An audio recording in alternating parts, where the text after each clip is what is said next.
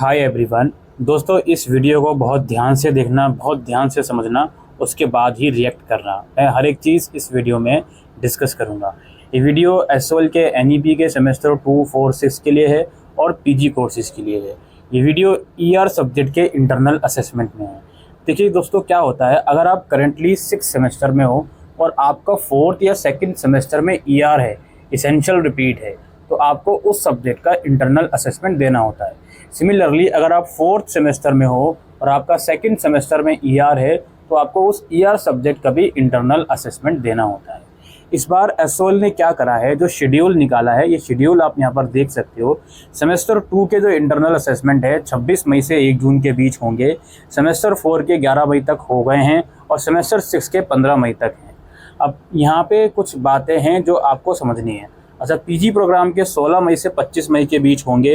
Library course और MBA semester 4 का schedule अभी आया नहीं है और अगेन सीबीसीएस बैच के कोई भी इंटरनल असेसमेंट नहीं होते, ठीक है, तो वो कंफ्यूज ना हो। अब यहाँ पे मैं कुछ बातें रखना चाहता हूँ। देखिए, जो बच्चा 6 सेमेस्टर में है अभी और उसका सेमेस्टर 4 या 2 में ईआर आया था, तो उस ईआर वाले सब्जेक्ट का जो इंटरनल असेसमेंट है वो एसओएल की वेबसाइट पर जो सेमेस्टर 2 और 4 की एक्चुअल असेसमेंट की डेट शीट है उसके हिसाब से एसओएल ने लिया है। और ये बात एसओएल ने बताई नहीं है, पोर्टल में ज़रूर शो हो रहा है बच्चों के। अब काफ़ी बच्चों ने देखा, कर लिया होगा, और काफ़ी बच्चों ने नहीं कर पाए। अब मान लीजिए आप सेमेस्टर 6 में थे, जिसकी लास्ट डेट 15 मई है असेसमेंट की, और आपका सेमेस्टर 4 में ईआर भी था, तो वो तो निकल चुका भाई, क्योंकि वो 11 मई तक था, वो आप नहीं कर पाए।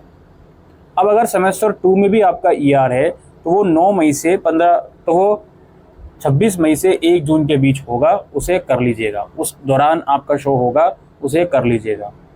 सिमिलरली अगर आप सेमेस्टर 4 में हो, अब सेमेस्टर 4 के असेसमेंट आपने करे या नहीं करे, लास्ट डेट निकल गई, अभी इसके ऊपर भी बात कर लूँगा।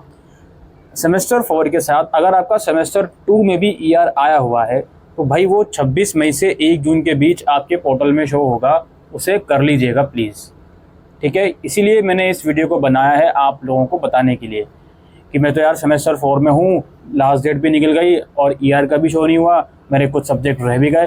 तो देखो, कम से कम ईआर सब्जेक्ट का जो असेसमेंट है, जिसमें एक्चुअल सेमेस्टर 2 की जो डेट शीट आई हुई है, उसी डेट शीट के हिसाब से ईआर सेमेस्टर 2 का भी असेसमेंट होगा।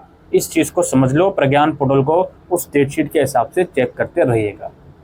अब यहाँ पे जो ऐसे स्टूडेंट हैं जिनका सब्जेक्ट का असेसमेंट वो नहीं दे पाए, चाहे ईआर का हो चाहे नॉर्मल हो, तो उनको मौका दिया जाएगा दोबारा, इतना ही मैं कहूँगा। काफ़ी बच्चे पेशेंस नहीं रख रहे हैं, बार बार ग्रुप में यही सवाल आ रहा है कि सर लास्ट डेट निकल गई, असेसमेंट नहीं कर पाया। मौका आप लोगों को दिया जाएगा, इतना ही मैं कह सकता हूँ। और नंबर 2, मौका कब दिया जाए इसके रिगार्डिंग एसओएल की वेबसाइट पर नोटिफिकेशन आ जाएगा, तो हम भी आपको इन्फॉर्म कर देंगे।